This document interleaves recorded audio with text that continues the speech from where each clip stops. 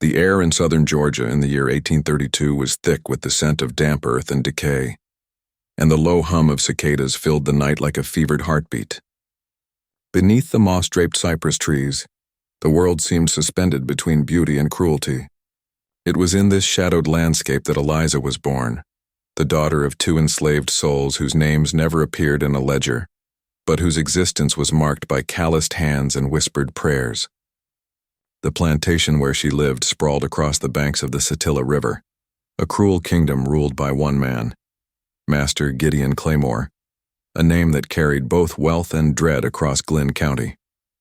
For the enslaved, Claymore's plantation was not a home but a boundary, a line that separated the living from the forgotten. Eliza grew up in the big house, not in the fields. Her mother, Ada, had been chosen as a house servant because of her quiet grace and steady composure, and Eliza inherited that same stillness, a stillness mistaken by white eyes as obedience. She polished silver that never belonged to her, washed linen stained by lives of comfort, and learned the weight of silence in rooms that would never hold her laughter. When she was 10, her mother was sold away, north to Savannah, they said, though no one truly knew. Eliza never saw her again. It was a wound that deepened with time, one that hardened into something quiet and sharp. From then on, the mistress of the house, Mrs. Claymore, treated Eliza as both possession and punishment, a reminder of her husband's power and the unspoken truth that Eliza's features, the shade of her skin and the shape of her jaw, resembled Gideon Claymore himself. By the time she was 16, Eliza had learned the rhythms of cruelty. She knew which boards creaked in the hallway, which tone in the master's voice meant danger, and which hours of the night were safest to cry. She had no illusions of kindness, no false hope that her gentleness would earn mercy. Yet within her chest burned a defiant ember, the memory of her mother's whispered songs, words from across the ocean that no overseer could translate. Those lullabies were her inheritance, an invisible rebellion carried in melody. They reminded her that her body might belong to Claymore, but her soul did not. The plantation's daily life moved in endless repetition. Cotton ginned, tobacco cured, whips cracked, and prayers went unanswered beneath the rising sun. But change, though invisible at first, had begun to stir across the South. Stories spread along secret paths of speech, of rebellions in distant counties, of men and women who had fled through forests and swamps and somehow found the North Star. Eliza listened. Late at night, when others whispered of escape, she memorized the words as if they were scripture. Rivers flow north. Moss hangs on the south side of trees. Follow the moon when it's full. These were fragments of freedom, dangerous knowledge that could cost a life. Then came the betrayal.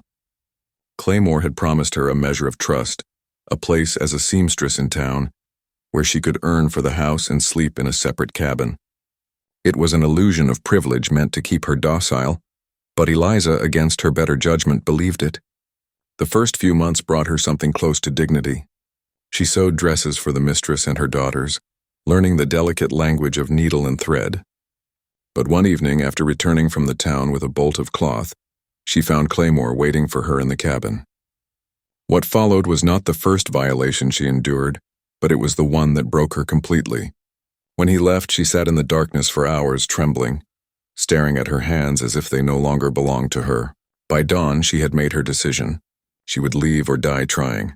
The plan came together not in words but in instinct. Eliza gathered what she could, 2 pieces of cornbread, a tin cup, and the small knife she used for sewing leather. She waited until the night of the harvest celebration, when the overseer and the men were drunk on whiskey, their laughter echoing across the fields like ghosts. The moon was high, veiled by drifting clouds, and the swamp beyond the property shimmered faintly under its silver light. The swamp was said to swallow the living, to hide snakes, alligators, and worse, but Eliza knew that what lay behind her was far more dangerous. She slipped past the fence, her bare feet sinking into the mud, and vanished into the trembling reeds. The first hours were agony, the air pressed down heavy and wet, the ground cold and soft beneath her feet. Every sound became an enemy. The splash of frogs, the hiss of insects, the distant rustle of something unseen. But Eliza moved silently, guided by memory and terror. The swamp was both a graveyard and a sanctuary, a place where the white men seldom ventured for fear of disease and drowning. The enslaved whispered that spirits lingered here, the restless souls of those who had tried to flee before and never returned. Eliza whispered to them in her mind, asking for passage, for protection, for forgiveness if she failed. By dawn, her body was raw with exhaustion. Her dress was torn, her feet bleeding from the sharp reeds.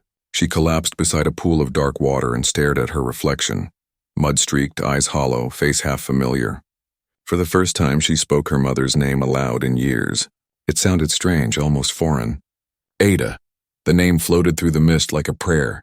She drank from the water, knowing it might make her sick, but thirst left her no choice. In the distance, she could hear dogs, faint, then growing louder. Panic took her like fire. She stumbled through the shallows, the muck clinging to her legs, heart pounding as she forced herself deeper into the swamp's heart. The sun climbed higher, and with it, the insects rose in clouds. Her body itched with bites. Hunger gnawed at her stomach, but fear kept her moving. She followed the flow of a stream, remembering that it would lead her northward. She had heard whispers of a network of friends who might help, a word used cautiously among the enslaved, referring to abolitionists and free blacks who risked everything to guide fugitives. Whether these people were myth or truth, Eliza did not know. She had nothing to lose but her chains. By the third night, fever began to set in. The swamp seemed alive, whispering her name through the rustle of the cypress knees. She dreamed of her mother's face, of her soft hands, and the lullaby she sang when Eliza was small. In her delirium, she mistook the glow of fireflies for candles and the croak of frogs for human voices. But through the haze of exhaustion, one thought remained: keep moving north. When she fell, she forced herself up again. When the ground gave way beneath her, she clawed her way out. Every step was a prayer stitched to survival. Somewhere near the edge of the Okefenokee, she found an old canoe half buried in the reeds. Its wood was cracked but still buoyant. With trembling arms, she pushed it into the water. The current was sluggish, but it carried her away from the plantation lands. She used a branch to steer, drifting past fallen trees and clouds of mist that hung low over the water. The moon rose again, full and ghostly, lighting her way. In that pale light, she saw reflections of all those who had run before her, men and women swallowed by this same darkness, whose names were never written but whose courage haunted the land. As the hours passed, the swamp began to open into wider waters.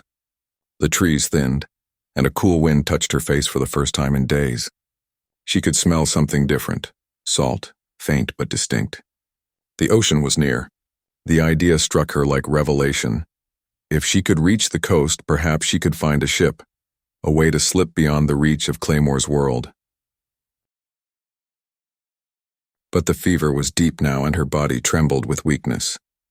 She drifted ashore and collapsed beneath a willow, the night spinning above her. For a long time she lay still, unsure if she was alive or dreaming.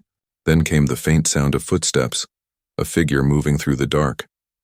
Eliza tensed, expecting the shout of a slave catcher, the glint of iron shackles. But instead, a soft voice murmured something she couldn't understand. The figure was an old woman wrapped in a tattered shawl, her skin dark as river clay. She knelt beside Eliza, lifted her head, and pressed a gourd of water to her lips. Eliza drank without hesitation. The woman said nothing else, only nodded as if she had been waiting for her. In that moment, Eliza felt something she had forgotten long ago: safety. The swamp, for all its dangers, had carried her to mercy. When dawn came again, the old woman led her deeper into the woods, away from the water. They moved in silence through a hidden path marked by stones and roots. Eliza followed, too weak to question. The woman brought her to a small hut surrounded by moss and wildflowers, where two other people waited: a man with a scar across his cheek and a young girl who watched Eliza with wary eyes. It was then Eliza realized she was not the first to find this refuge. The woman tended to her wounds with herbs and cool cloths, humming songs that sounded like echoes of her mother's. For days, Eliza drifted between fever and wakefulness, each breath a fragile victory.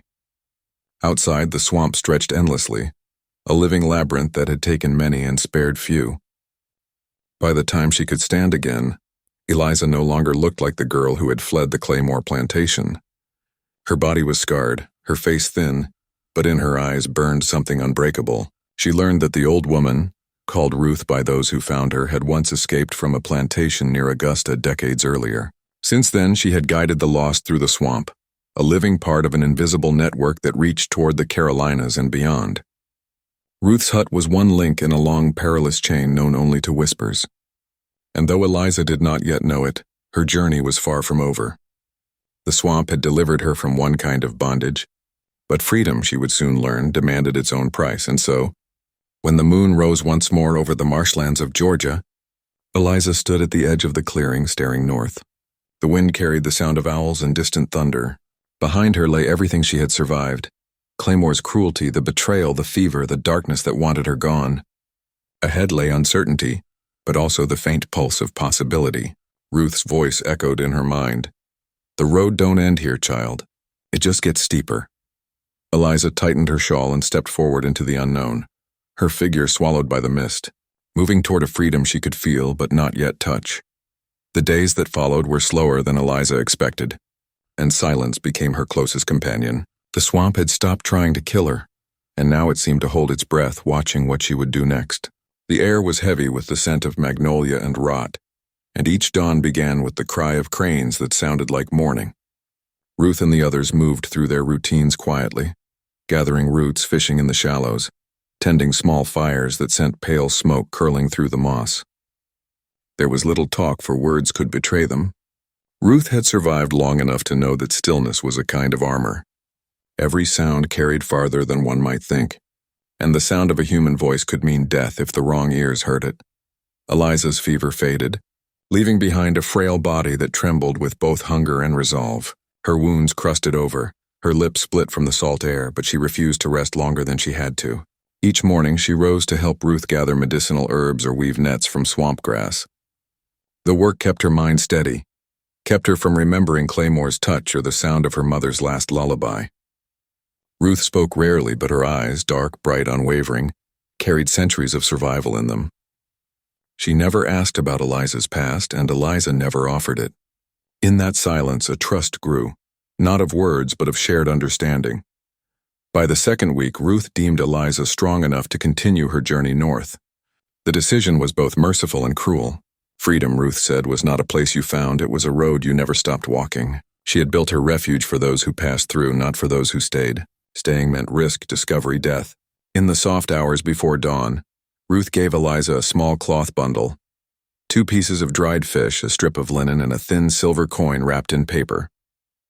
The paper bore a name, Thomas, and beneath it the words, Savannah, Christchurch Graveyard, ask for the well. Ruth's voice was low as she pressed the paper into Eliza's palm. "He'll know what to do. You tell him Ruth sent you." Eliza didn't know whether to trust that such a man existed or if Ruth's words were another test of courage.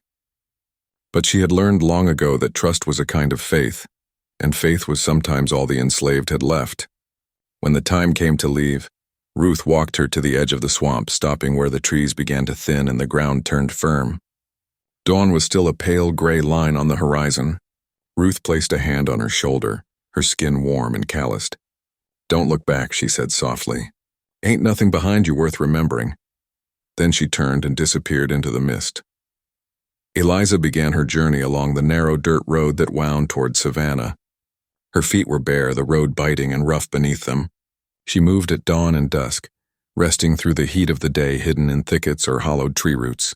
The land was vast and cruelly indifferent.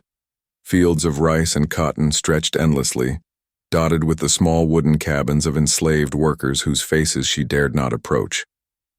Each night she followed the North Star, its pale light trembling above the treetops.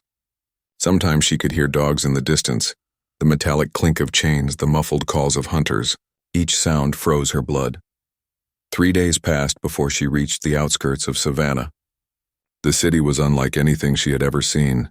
Cobblestone streets lined with live oaks, gas lamps flickering like stars brought down to earth, and the smell of the sea mixing with the stench of sweat and tar. Ships lined the harbor, their masts rising like the bones of ancient giants. White men moved with purpose, and the enslaved moved with bowed heads. Eliza wrapped her shawl tightly around her face, hoping to appear as just another servant running an errand for her mistress. The illusion was her only shield. She made her way toward Christchurch as the sun began to set. The graveyard lay behind the building, shaded by moss and time. Names carved into the stones blurred with age, and the air was thick with the smell of damp earth. She found the well easily, It sat at the far end, surrounded by ivy. Eliza hesitated, unsure what to do. Then she whispered, barely audible, "Ruth sent me." For a long moment, nothing happened. Then from behind a crumbling mausoleum, a man stepped out. He was tall, dressed in a faded coat that might once have been fine. His skin was light enough to pass for white, though his eyes told another story. "You're from the swamps?" he asked in a low voice, glancing around. Eliza nodded, clutching the cloth bundle. The man exhaled, then motioned for her to follow. He led her through the narrow back streets, keeping to the shadows until they reached a small warehouse near the docks. Inside, the air was thick with the scent of molasses and salt.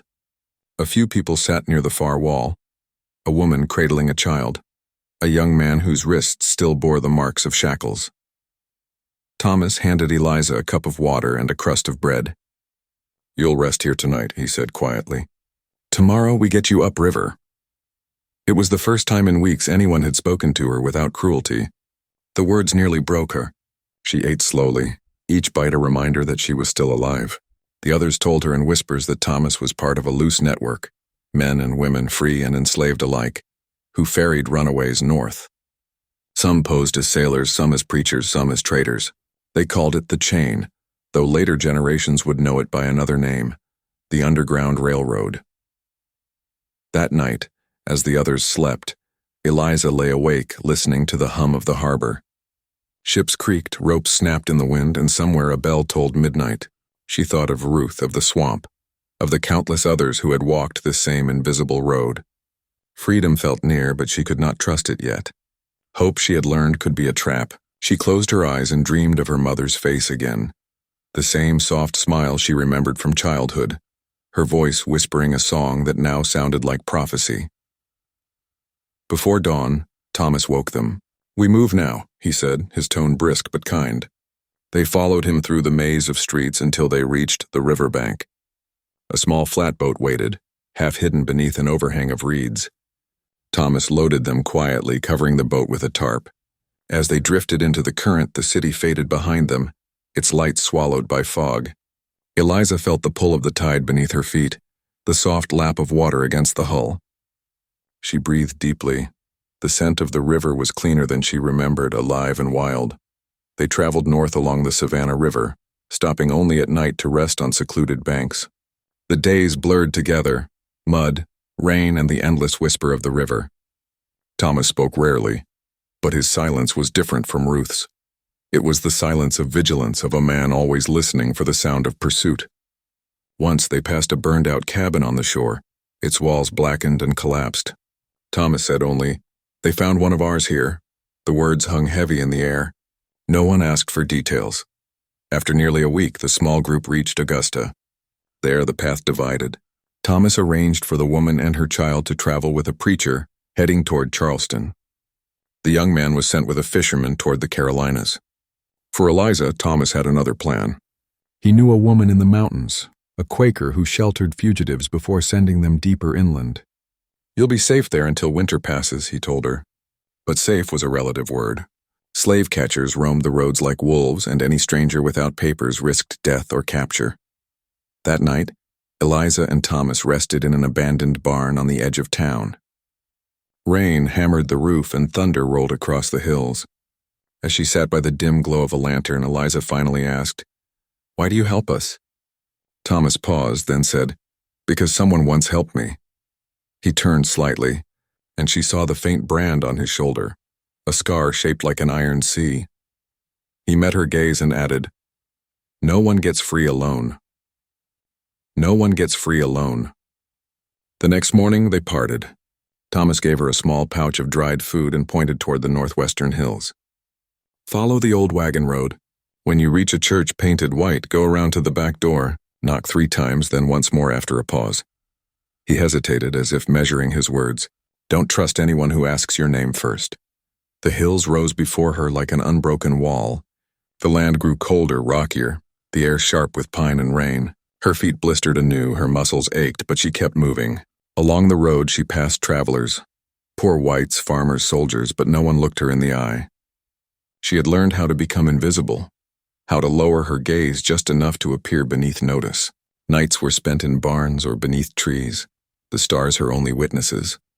Each step carried her farther from Georgia, yet the past followed like a shadow she could not shake. Sometimes she thought she heard her name whispered in the wind, or the faint jingle of chains that no longer bound her but still echoed in her bones. At other times, the silence was worse, a vast emptiness that threatened to swallow her whole. She would press a hand to her chest, feeling the steady beat of her heart, reminding herself that she was still moving, still breathing. That was enough. By the time she reached the small church nestled between two hills, dusk had fallen. Its paint was faded, the cross tilting slightly in the wind. She circled to the back and knocked as instructed. 3 times, then once more. For a moment there was only the rustle of leaves. Then the door creaked open and a woman's voice whispered, "Come in." Eliza stepped inside and the door shut behind her, sealing her once again inside a fragile pocket of mercy.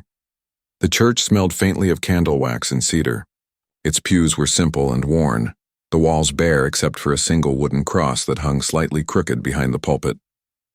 The woman who had opened the door stood in the faint lantern light, a middle-aged figure with gray streaks in her hair and the calm eyes of someone who had long made peace with danger. She wore a plain dress, her sleeves rolled up from work, and when she spoke again her voice was low but steady. "You must be the one Thomas sent." Eliza nodded, unsure whether to speak aloud. The woman gestured for her to sit near the hearth where a small fire flickered weakly. "My name is Mary Whitfield," she said after a pause. "You'll be safe here tonight." The words were simple, but they carried a weight that made Eliza's throat tighten. Safe. It was a word she still didn't trust, a sound too fragile to believe in. But the warmth of the fire drew her in, and exhaustion settled heavy on her shoulders. She hadn't slept in more than a day. Mary handed her a bowl of broth and watched as Eliza ate, each spoonful trembling in her hands. For a long while, neither spoke. The rain tapped softly against the windows, a rhythm almost soothing. When Eliza finally looked up, she met Mary's gaze and saw something unexpected there. Respect. Not pity, not curiosity, but recognition.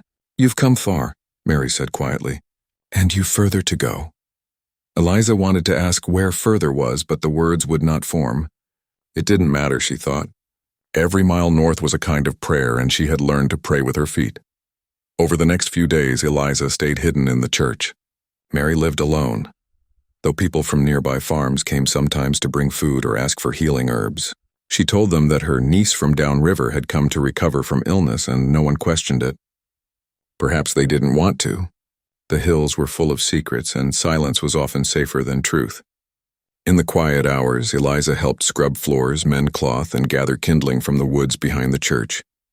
Her body began to recover strength, but her mind still flinched at every creak of the floorboards, every distant hoofbeat.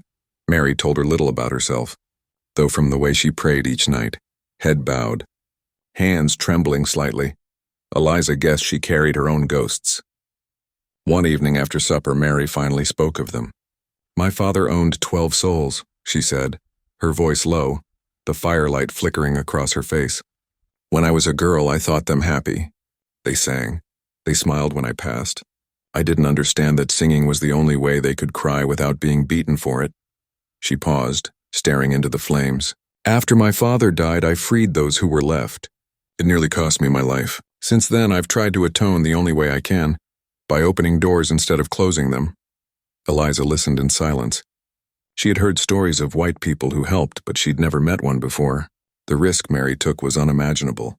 Death by hanging if discovered. And yet there she was, living in plain sight, defying the world one act of mercy at a time. It humbled Eliza, but it also filled her with something new. A quiet rage at how much goodness had to hide to survive in a land built on cruelty. A week passed before the next traveler arrived. It was a young man, barely 20, his clothes torn from the road. He gave his name as Joseph, though Eliza suspected it wasn't his real one. He'd come from South Carolina, fleeing a plantation near Beaufort. His back bore the scars of the whip still raw and red. Mary tended to him as she had to Eliza, her hands gentle but unflinching. When Joseph learned how far Eliza had come, his eyes widened with awe. "The swamps?" he asked softly, shaking his head. "Ain't many come out of there alive." They spoke only in whispers late at night when Mary was asleep. Joseph told her that more people were running now than ever before. "The talk's spreading," he said. "They say there's folks up north who'll take us in, give us work, papers, maybe even a name that's ours." Eliza wanted to believe him, but something inside her resisted the comfort of dreams. "Names," she said quietly. "Names can be taken." Joseph looked at her then, understanding the weight behind her words. "Maybe," he said, "but maybe we can choose one this time." It was the first moment Eliza realized what freedom might truly mean, not just escape from chains, but the right to decide who she was, to speak a name no one had given her. She thought of her mother again, of Ada, and of how even her memory had to live in secret. Perhaps freedom, she thought, was not a place one reached but a name one reclaimed. By the middle of November, word came from Thomas through a coded letter hidden in a shipment of flour. Mary deciphered it with a candle and careful patience. "The river route is open," she murmured, "but we must move before the frost." The plan was simple but perilous. Eliza and Joseph would travel together under the guise of farmhands, heading toward the Tennessee border where a wagon awaited. From there they would be passed along another link in the chain. Families who hid travelers in barns and cellars, people who lived their entire lives one whisper away from death. Before they left, Mary gave Eliza a small wooden cross carved from cedar. "Keep it close," she said. "Not because it'll save you, but because it'll remind you you're worth saving." Eliza pressed it against her chest, the smooth wood warm from Mary's hand. She didn't believe in miracles, not anymore, but she believed in the power of memory, and perhaps that was its own kind of faith. The road north was colder now. Frost glazed the edges of leaves, and the mornings came with a gray mist that chilled the bones.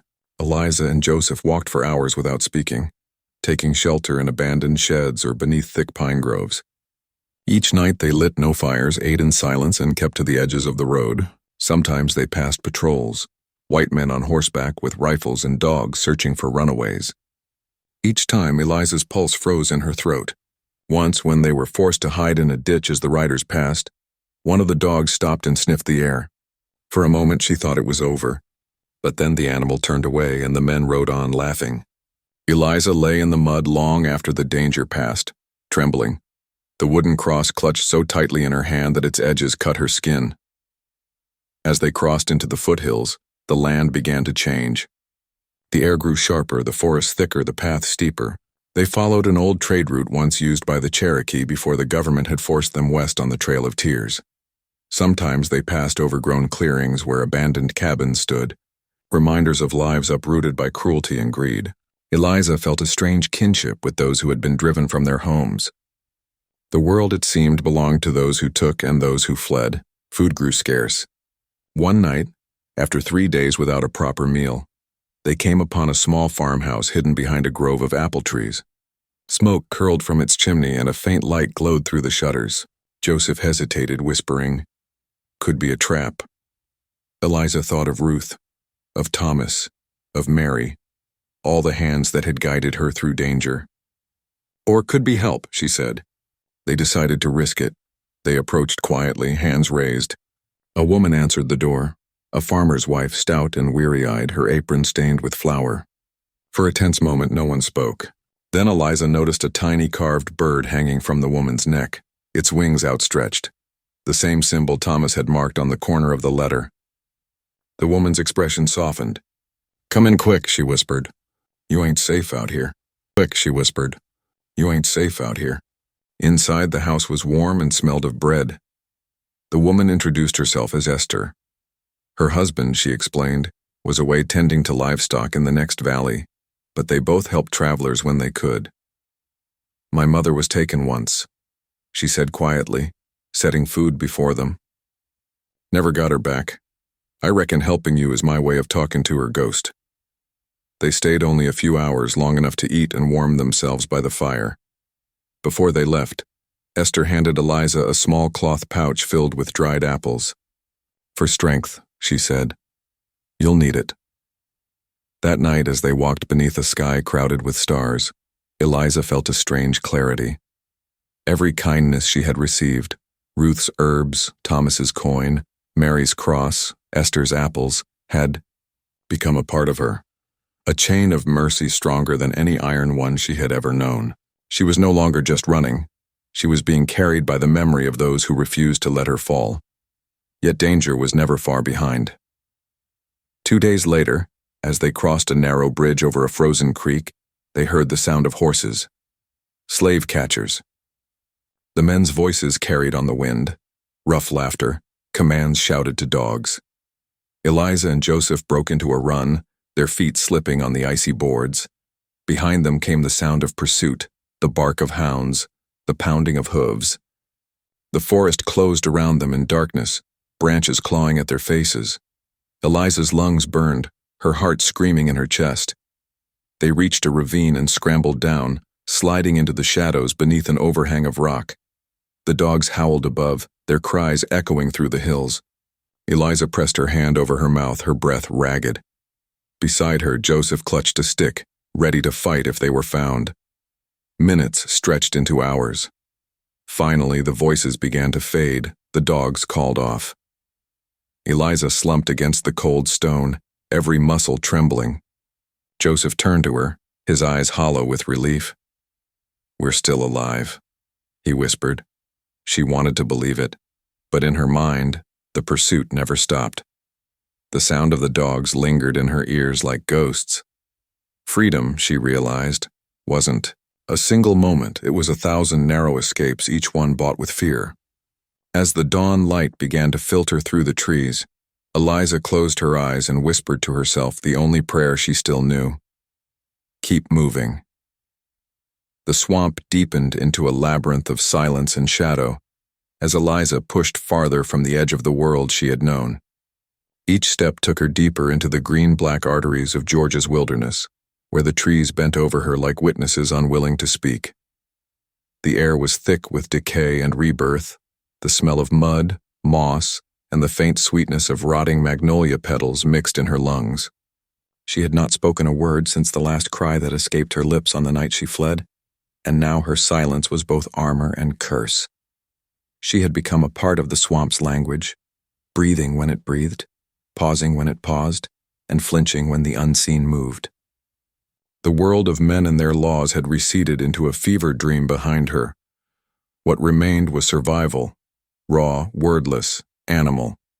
Yet beneath it all, an ember burned that refused to die, a small and steady flame that whispered, "Freedom is not a direction. It's endurance." Days blurred into nights without calendar or clock.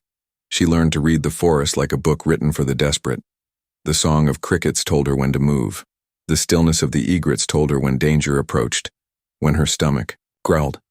She followed the waterline, searching for turtle eggs or wild onions. Sometimes she caught fish with her bare hands, their slippery bodies thrashing against her palms as though they too were trying to escape something unseen. She found a rhythm that was not peace, but persistence. Yet the swamp was no friend. It demanded payment for every breath she took. Mosquitoes drank from her until her skin burned. Leeches clung to her ankles. Snakes moved like living ropes in the shallows.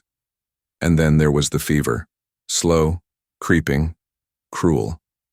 One night it came, over her as she tried to sleep on a patch of raised ground. Her body shaking as if it remembered every lash it had ever endured, she curled into herself, clutching her chest, whispering half-remembered hymns she once heard in the quarters. When dawn came, she could not tell if she had survived the night or been carried through it by something greater than herself. The fever broke 2 days later, leaving her hollow but alive. That morning, as the mist rose from the marsh and the sun turned the sky to copper, she saw something through the cypress trunks, a flicker of smoke. Her body stiffened. Smoke could mean death or salvation. She moved closer, her steps careful, her body pressed low to the ground. Through the vines she saw a small clearing, and in it, a hut made of mud, branches, and bark. An old woman sat outside feeding small sticks into a fire. Her skin was dark and creased like river clay, her hair hidden beneath a faded wrap. Eliza watched her for a long time, unsure whether to approach or vanish back into the trees. But when the woman lifted her head, her eyes met Eliza's as though she had known she was there all along. She did not speak or move in fear. She simply nodded once and gestured toward the fire. Eliza stepped forward. Her legs trembled. She felt as though the swamp itself were holding its breath, waiting to see what she would do. The old woman handed her a gourd filled with water and motioned for her to sit. They did not speak at first. The woman's face was calm, but her eyes held stories, years of hidden flight and silent resistance. Eventually, in a voice low and slow as the river, the woman said she was once called Mabel. She had lived in these swamps since her own escape in 1799, long before Eliza was born. Mabel told her of others who had come through, men, women, even children, moving north through the thickest parts of the wetlands, leaving no trail that dogs could follow. She said the swamp was not a place of death for those who listened. It was a place of passage. "The trees," she murmured. "They remember who's run before." Eliza stayed with Mabel for several days, regaining strength. The old woman showed her how to find drinkable water in the vines, how to trap crabs in the mud, how to make smoke that vanished before it rose too high. They spoke little, but Eliza felt a growing sense that this woman was more than she appeared. At night, Mabel hummed soft songs, songs that carried memories older than chains, older than the fields. One night, as fireflies drifted around them, like ghosts of forgotten ancestors, Mabel told Eliza of a place to the north where the land opened into pine woods, and beyond that, free soil. "But you can't walk straight to it," she warned. "You must weave like a river. Straight lines get you caught." Before dawn the next day, Eliza rose and packed what little she had: a strip of dried fish, a gourd of water, and a small talisman Mabel pressed into her palm. A carved bone shaped like a bird in flight. Eliza walked again, her body still frail but her purpose sharp. The swamps gave way to higher ground. The trees grew thinner, the air drier. Each step northward felt like stepping from one world into another. She began to see traces of roads, wagon ruts, broken fences, the distant shape of barns. Each sign of civilization made her heart pound with both hope and terror. She knew that beyond every fence might lie another hand that claimed ownership of her life. Still, she pressed on. She remembered the bone bird in her hand and Mabel's words echoing in her mind. "Weave like a river." One afternoon, she came upon the ruins of a small cabin. Its roof had collapsed and vines crept through what once was a doorway. She entered cautiously, her eyes adjusting to the dim light. Inside, she found the remains of a hearth, and beside it, an old, rusted chain half buried in the dirt. She knelt beside it, running her fingers over the cold metal. How many hands had once been bound by it? How many prayers had been whispered into that soil? She pressed her forehead to the ground, tears cutting clean paths through the dirt on her face. She was not crying only for herself, but for every soul who had lived and died beneath the illusion of someone else's dominion. When she rose, something inside her had hardened into resolve. That night, she walked under a moon so full it seemed to pull her forward. She had not seen another human since leaving Mabel, yet she felt surrounded by presence. Shapes in the trees, echoes in the water, whispers carried by wind. The swamp had become something sacred to her now, a living witness to the will of the enslaved to exist beyond captivity. In her mind, she began to imagine what lay ahead. Whispers of the Underground Railroad, of hidden routes and secret helpers. She didn't know if these stories were real, but she needed them to be. Hope, she realized, was not a luxury. It was survival's companion. The next day, she reached a river wide enough to make her pause. It glimmered like molten glass beneath the morning sun. Crossing it meant leaving the swamp behind for good. She hesitated, feeling the weight of what that meant. For months, the swamp had been her jail and her sanctuary. Every scar on her skin, every bite, every fever dream, it had all forged her into something new, something that could no longer be owned. She stepped into the water. It was cold at first, biting at her knees, but soon it became bearable, even cleansing. As she waded deeper, she felt the mud give way beneath her feet, and for a moment she lost her balance. The current tugged at her, whispering that it could take her anywhere. She closed her eyes and moved forward. When she emerged on the far, Bank dripping and shivering, she knelt and kissed the earth, and kissed the earth. She walked until her legs gave out, then slept beneath the open sky for the first time since she had fled. The stars above her were countless, bright enough to burn through the veil of exhaustion. She wondered if they looked different for those born free, or if they had always been the same silent witnesses to both cruelty and endurance. As she drifted into sleep, she dreamed of a horizon she could not yet see, and of a voice, her mother's maybe, singing softly somewhere beyond the trees. When she woke, the world was still. The air had changed. It was drier, less heavy with decay. The swamp was behind her now, but its lessons lived in her bones. She rose, weak but unbroken, and began walking again toward the north, following a faint path that disappeared into the pines. Ahead lay more dangers, more men who saw her as property, more hounds that could smell her miles away, more nights where sleep would be a gamble. But for the first time, Eliza no longer thought of herself as a fugitive. She was something rarer. She was a survivor of the deep places, a woman born again from mud and memory, and though she could not yet see what waited at journey's end, she carried within her the quiet certainty that the worst was behind her, and that somewhere beyond the edge of the map, freedom waited like dawn behind the horizon. The pine woods stretched like a cathedral around her, the trees rising in solemn ranks toward the gray sky. The sound of the swamp had faded, no more croaking frogs or buzzing clouds of insects, replaced now by the whisper of wind through needles and the creak of bark shifting under age. Eliza walked softly over the carpet of fallen pine straw, each step a muffled whisper. She was thinner than ever, her clothes torn and caked with mud, her feet blistered and raw. Yet there was something steady in her gaze now, a quiet, unshakable rhythm that no longer came from fear but from knowing she had already outlived what was meant to destroy her. The further she moved north, the more the air changed, crisper, less heavy. She began to notice birds she had never seen before, their songs strange but gentle, as though they were announcing that she had crossed some invisible boundary. For days she followed the direction of the rising sun, skirting the edges of plantations, crossing empty clearings at night.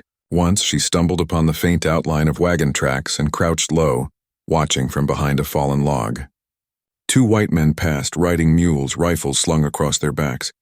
She recognized the look in their eyes, the practiced arrogance of those who had never been hunted. She waited until their voices faded before moving again, her heart still hammering.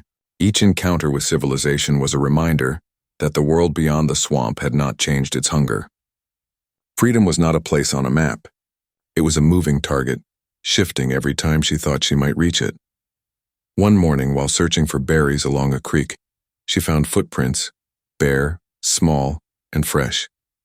Panic seized her at first, then curiosity took its place. She followed the prints upstream, careful not to break a twig or rustle a leaf. After a while, she saw a thin wisp of smoke rising between the trees. She crouched and crept closer until she saw them. 3 people gathered around a small fire, a man, a woman, and a boy. Their clothes were rough and patched, their faces worn but kind. They were free people of color, she realized, perhaps farmers, perhaps refugees like herself. When the woman saw her, there was a moment of stillness, then recognition. Without a word, she beckoned Eliza closer. They shared food in silence.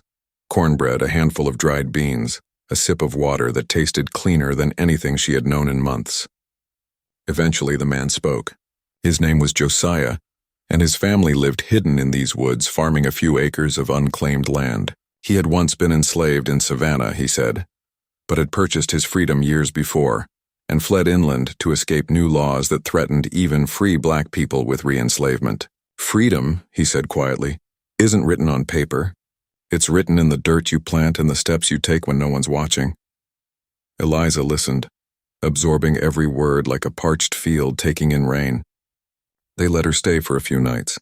The woman, Sarah, washed Eliza's wounds with boiled herbs and helped her mend her clothes. Their son, little Isaiah, stared at her wide-eyed, as if she were a story come to life, a figure from the whispered legends of the runaways who crossed rivers and ghosts to reach the north. On the 3rd night, Josiah showed Eliza a crude map carved into the dirt by firelight. There's a Quaker settlement north of Augusta, he explained, tracing the line with a stick. They don't ask who you were, only who you are now. Some of them send folks further, past Carolina up toward Tennessee. Beyond that, there's talk of people who'll help you reach free land. He warned her, though, that bounty hunters sometimes patrolled the roads, dragging back whoever they could find, sometimes for a reward, sometimes for sport. Eliza thanked him but said little. Gratitude was dangerous. It softened you. She knew that kindness came at a cost in this world, and she could not bear the thought of anyone paying it on her behalf. At dawn, she left quietly, carrying a small bundle Sarah had packed, a strip of dried meat, a scrap of linen, and a flat stone with a cross etched into it. She walked north again, the pine woods swallowing her whole. The days grew colder as she climbed higher ground. The sun hung pale in a sky that seemed always veiled with mist. Hunger became her constant companion again. Once she stole a handful of corn from a field at night, hiding behind the rows when she heard dogs barking in the distance. Another time she crossed paths with a group of poor white farmers. They did not speak to her, but one of them spat in the dirt as she passed, muttering something she could not quite hear. She moved faster, her body tight with fear. Every face she met could be salvation or death, and there was no way to tell which until it was too late. In the solitude of her march, memories began to return, not as pain, but as haunting. She remembered the sound of her mother's voice singing while washing clothes by the river, the smell of soap and clay. She remembered her father's hands, scarred but gentle, teaching her how to tie knots for the cotton bales. She had been 10 when they were sold away, one to Louisiana, one to Mississippi. For years she had carried the belief that they were still alive somewhere, that if she reached the right horizon, she would see their faces again. Now, as she trudged through endless woods, she began to accept a truth deeper than blood, that freedom would have to become her family. Every step she took was a seed planted in their name, a promise that their suffering had not been in vain. It was near the outskirts of Augusta that her body finally betrayed her. She had walked for nearly 2 weeks without more than scraps to eat. Her feet were cracked and bleeding. Her skin hung loose from her bones. One afternoon, as she crossed a shallow ravine, dizziness overtook her. The ground seemed to tilt, and before she could steady herself, she fell into the cold water below. She woke hours later to find herself lying on a patch of dry grass, her clothes still damp, her body trembling. The world spun in and out of focus. Through the blur, she saw a figure kneeling beside her, a man in plain clothes, his face shadowed by a wide-brimmed hat. "You're safe," he whispered. His accent was northern. She tried to speak, but only a rasp came out. He lifted her head gently, offering her water from a tin cup. When she could finally see clearly, she noticed a small silver pin on his jacket, a simple engraving of a dove. She had heard of that symbol before, whispered in the quarters, the mark of a Quaker, a people who helped the hunted. For several days she stayed in a small hidden camp among the trees, tended by the man, Elias, and 2 women who worked with him. They called themselves friends, and their faith demanded quiet rebellion. They gave her food, warm broth, and soft blankets. Elias never asked her name or her past. He simply called her sister. One night, as the fire burned low, he showed her a worn leather-bound Bible. Between the pages were notes written in careful script, directions, names, codes. He explained that the book traveled between safe houses, passed from hand to hand along the hidden paths north.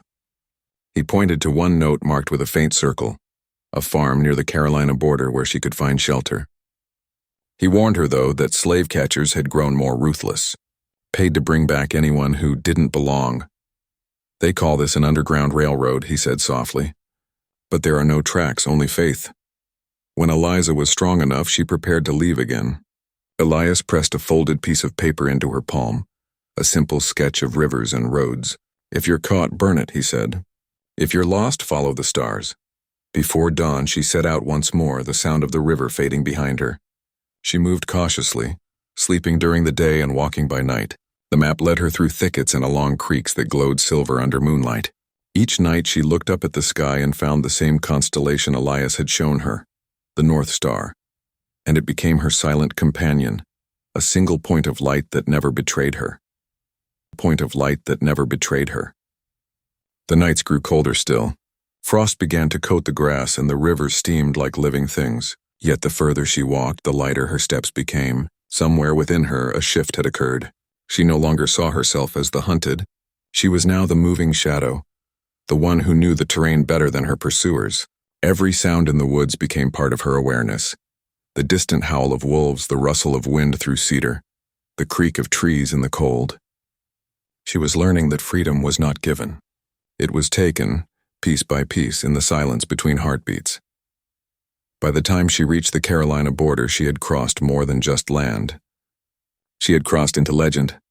Others would tell stories of her in whispers, how a woman had escaped through the Georgia swamps, how she walked barefoot to the north, guided only by stars. She did not know it yet, but she had become part of something larger than herself, a movement of unseen travelers, bound not by chains, but by courage.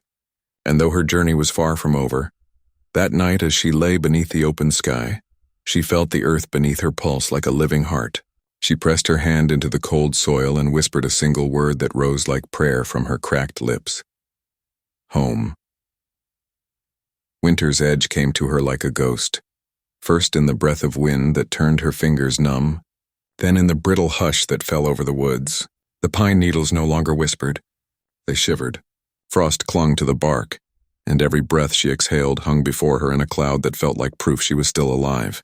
Eliza's journey through the upper reaches of Georgia and into the borderlands of South Carolina became an endurance against both hunger and cold. Her body, lean and scarred, had grown stronger, but the season tested even that. The little food she carried had long since vanished. She chewed roots, gnawed at frozen berries, drank from rivers that burned her throat with their icy clarity. At night she built small fires only when certain no one was near, pressing her ear to the ground before striking flint, listening for the distant echo of hooves or hounds. It was no longer just men she feared, but the chill itself creeping into her bones like a second skin. Yet there was a strange beauty to the desolation. When dawn broke, frost glittered across the fields like scattered stars. The world, emptied of its summer noise, seemed newly made. Sometimes, as she walked across stretches of pale meadow or through thin stands of oak, she imagined she was the first human to ever pass this way. In those moments, she felt something rising within her that she could not name, a sense of belonging to the land, not as a fugitive, but as a creature of it. The earth had witnessed her suffering, had hidden her, fed her, tested her. It was no longer a stranger. The world of men had called her property, but here, in this silence, she felt the whisper of something older, ownership of self. She crossed into Carolina in the early morning, following a narrow trail Elias's map had marked. It led through a low valley carved by a river whose surface was thinly iced. There she found the farm he had spoken of, hidden behind a stand of cedar and birch. Smoke rose from its chimney, steady and pale. Her heart thudded as she approached, every instinct torn between hope and suspicion. She waited until dusk before creeping closer.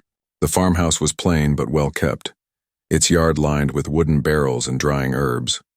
As she crouched behind a stack of firewood, she saw a woman step out, a tall figure in a shawl, her hair streaked with gray. She poured a basin of water and began washing her hands. When her eyes lifted toward the tree line, they did not dart in alarm but linger as if she had been expecting someone. Eliza hesitated only a moment longer before stepping into view. The woman said nothing, only motioned her forward with a slow nod. Inside the house, the air smelled of bread and smoke and beeswax. A kettle hissed softly on the stove. The woman introduced herself as Martha. She did not ask Eliza's name until after she had eaten, after warmth had returned to her fingers. When she finally did, her tone was gentle, neither curious nor commanding. Eliza gave only her first name. That was enough. Martha explained that her farm was one of several stations along a path of light, what others now called the Underground Railroad. The phrase made Eliza shiver, though not from cold. She had never imagined herself part of something so vast, so quietly defiant. Martha spoke of the others, farmers, ministers, freedmen, even a few who once owned slaves but had turned against the system. It's a chain, she said softly, but one built to break another. For 2 weeks, Eliza remained there, hidden in the loft of the barn by day, helping Martha at night. Together they fed animals, ground cornmeal and baked bread that Martha traded with nearby families. Occasionally travelers came, faces drawn, eyes darting. They spoke little, ate quickly, and left before dawn, always heading north. One of them, a young man with a limp, told Eliza of a safe house near Fayetteville where abolitionists sheltered runaways before sending them onward by wagon toward Virginia. Each new name and place wove a wider map in her mind, a map not drawn on paper but in trust. Still, she understood the danger. Rumors drifted through the countryside of patrols raiding farms, of entire families imprisoned for aiding escapees. One night, distant barking shattered the calm. Eliza froze in the loft as light flickered outside, the glow of lanterns moving along the road. Martha whispered for her to stay still. For what felt like hours, they listened to the dogs howl and the voices fade. Only when dawn bled gray across the horizon did they breathe again. The next morning, Martha told her it was time to move on.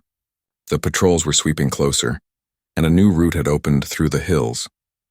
She gave Eliza a small sack with bread, salt pork, and a wool shawl. Before she left, Martha pressed a hand to her shoulder and said, "When you reach the ridge, keep the sun on your right in the morning, and when night falls, trust the North Star. You'll find more of us along the way." Eliza nodded, her throat tight. She wanted to thank her but could not form the words. Gratitude, she thought again, was dangerous, but so was silence. She managed to whisper, "I'll remember," before stepping back into the frozen light. The hills were cruel. Snow came that week, thick and relentless, turning the trails into white scars across the land. Her feet sank deep, her breath turning to mist with every exhale. She wrapped herself in the shawl, its weight a comfort against the wind's bite. Nights were the worst, long, endless, the stars sharp as glass. Sometimes she imagined she could hear voices in the wind, the low hum of the enslaved who had walked before her, the whispers of those who hadn't made it. The dead spoke through the trees, urging her onward. One evening, while sheltering beneath a rock ledge, she dreamed vividly. In her dream, she stood again in the swamp, but the water was clear and full of light.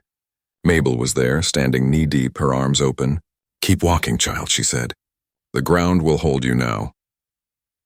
When Eliza woke, the snow had stopped, and dawn painted the hills in rose and gold. She found the farmhouse near Fayetteville after nearly a week of walking. It was smaller than Martha's, its roof sagging, its windows shuttered tight. She knocked once, then twice, as Elias had instructed, one long, one short. The door opened a crack, and an old man's eyes peered out. When she whispered the word "friend," he opened it wider and ushered her in. His name was Silas. He was a carpenter by trade, and his house smelled of sawdust and pine resin. He offered her stew and a blanket and told her she could rest until another wagon was ready. While there, she met others, 2 men from Alabama, a woman carrying an infant, and a boy no older than 12. They spoke quietly, sharing fragments of their journeys, the beatings, the escapes, the miracles. Each story was like a note in a buried hymn of survival. That night, as the fire crackled, Silas read aloud from a small worn book. "You were called from bondage not to forget," he said, "but to remind the world that chains rust, but courage does not." Eliza listened with closed eyes, her hand resting over the small carved bird in her pocket. After 3 days, the wagon came, a rickety contraption covered in tarpaulin, driven by a white farmer who looked older than the soil itself. His name was Henry. He spoke with a heavy accent but few words. "I haul potatoes north," he muttered, helping them climb into the hidden compartment beneath the sacks. "But some nights I haul dreams." Eliza settled into the darkness, pressed between strangers, the air thick with the smell of earth and fear. The wagon jolted forward. Hours turned into days. Each bump, each shout from the road above sent her heart racing.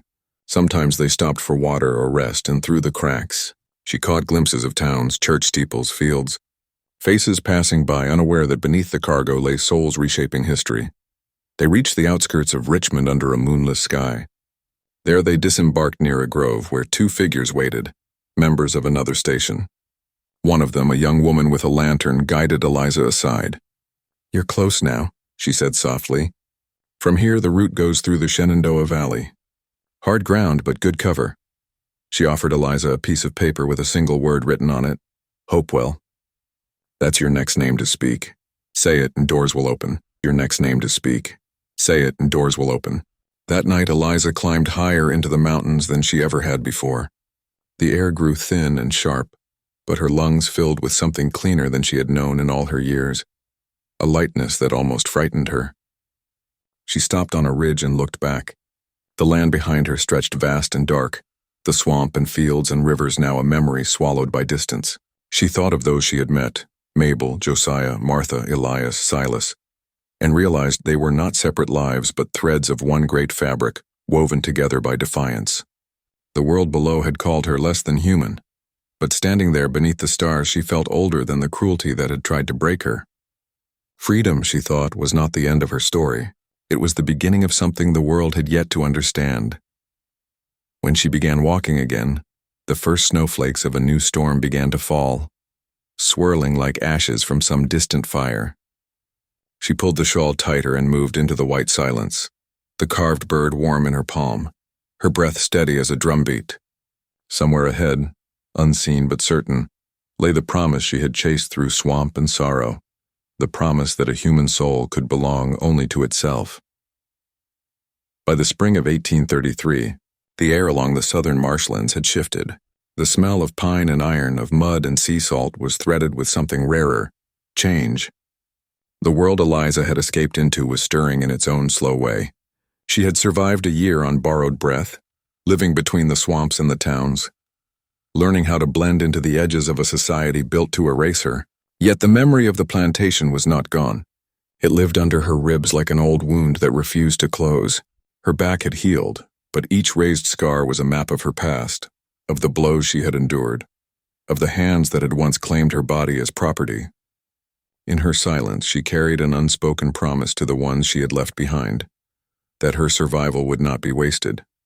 The swamps had become her sanctuary, but they were also her reminder, thick with the ghosts of those who had tried to escape before her. She often found fragments half buried in the muck, a rusted chain link, a child's shoe, a tin spoon with initials carved crudely into its back. Each relic was a whisper. At night she would light a small flame and whisper their names whether she knew them or not. She felt that someone should remember. She could not read or write, but she memorized the curves of the letters she'd seen on abandoned papers, imagining they were stories, messages from others who had once hoped as she did. When she closed her eyes, she could almost see them, their faces weary and resolute, their hands reaching towards something brighter than bondage. In those months, Eliza's path crossed with a network of people who lived in the in-between. Some were free blacks who had purchased their freedom or inherited it in rare strokes of fortune. Some were escaped slaves like herself, hidden behind new names and forged papers. A few were even white abolitionists disguised as traders or preachers, moving goods and people along quiet routes from Georgia into the Carolinas. They spoke in codes, passed messages through hymns, and folded notes tucked into loaves of bread. Eliza never trusted easily, but hunger and hope taught her the art of cautious faith. One man, old and bent with years, took her in for a winter near Savannah. He taught her how to pass as a washerwoman, how to keep her eyes low in public, how to recognize the patrolmen by the sound of their horses.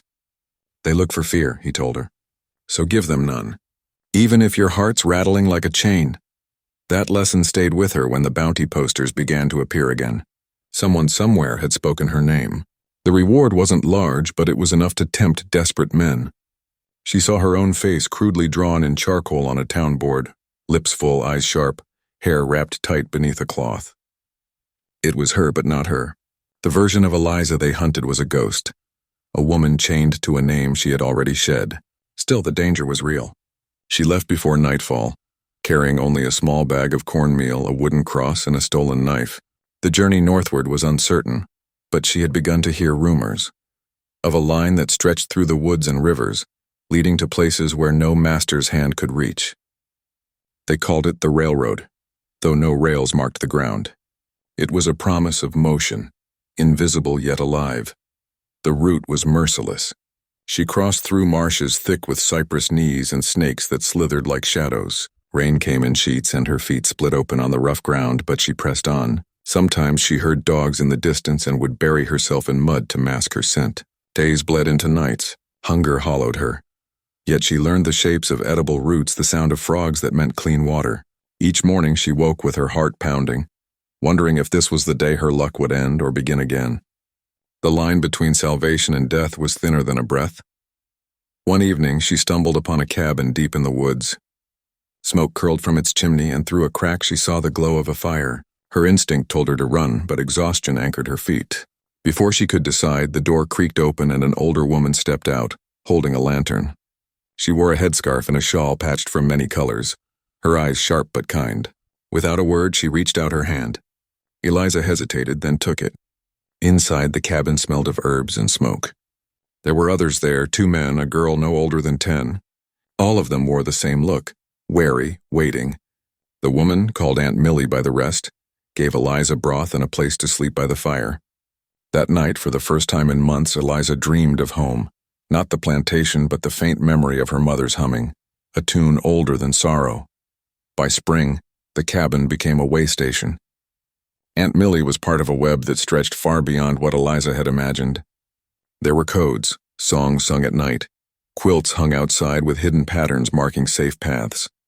Eliza became a messenger, moving between shelters under the guise of selling wash or tending children. Each time she crossed a border, she felt the pull of the life she had escaped and the weight of the risk she carried. Some nights she thought of turning back, not to return to captivity but to help others flee it. Yet she was still hunted, her name still whispered by men with whips and dogs. The cost of being found was not only her life, but the lives of those who sheltered her. In August of that year, she reached the outskirts of Charleston. The city was a paradox, its cobblestones gleaming with wealth built from stolen labor, its harbor crowded with ships carrying both goods and human cargo. Eliza walked among them as a ghost again, blending into the crowds of workers. She heard talk of uprisings, of Denmark Vesey, who had once plotted freedom within these very streets a decade earlier before being betrayed and hanged. His story was a warning, but also a fire. Even in death, his name traveled in whispers among the enslaved. It said that one could dream of freedom even when the noose waited. Eliza met a young man there named Samuel, who carried forged papers declaring him free. He was part of a network that ferried people north through the coastal trade routes. With his help, she found passage on a small fishing vessel bound for Wilmington. The night they left, the moon was low and red, and the tide pulled strong against the hull. Every creak of wood sounded like a shout in the dark. The captain was a black man posing as a servant. The white owner above deck pretended not to see. Freedom, Eliza realized, often lived in silence, in the lies people told to protect what was right. The voyage was long and rough. When the boat finally docked under the cover of fog, Eliza stepped onto the Carolina shore with trembling legs. The world seemed larger now, full of faces she did not know, each carrying their own burden of survival. She worked briefly at a small farm run by free blacks, earning her keep by washing and mending clothes. For the first time, she was paid. Not much, but enough to taste the dignity she'd been denied. Yet peace was fragile. Slave catchers patrolled the roads, and rumors of the Fugitive Slave Act's enforcement spread fear like wildfire. Every knock on a door made her heart seize. She knew her journey wasn't over. Freedom wasn't a place, but a constant flight. By late autumn, the whisper of the North grew louder. Some spoke of Philadelphia, where black churches hid the hunted beneath their pews. Others spoke of Canada, where no law could drag a person back into chains. Eliza had never seen a map, but she began to picture one in her mind. The rivers, the forests, the invisible threads tying one safe house to another. She had become part of something larger than her own escape, a living current of defiance flowing through the veins of a brutal nation. On her final night before leaving the Carolinas, she sat beneath a cypress tree, watching the fireflies rise from the water like scattered stars. The air was still, and she could hear the faint hum of a song drifting from a nearby cabin, a hymn about deliverance, sung in a language older than the land itself. She closed her eyes and joined softly, her voice carrying the weight of every step, every loss, every stolen breath. She did not know if she would ever return to these swamps, or if the world ahead would be kind. But she knew this much. The story of Eliza was no longer hers alone. It belonged to every soul who had run, who had fought, who had refused to vanish quietly into the mud.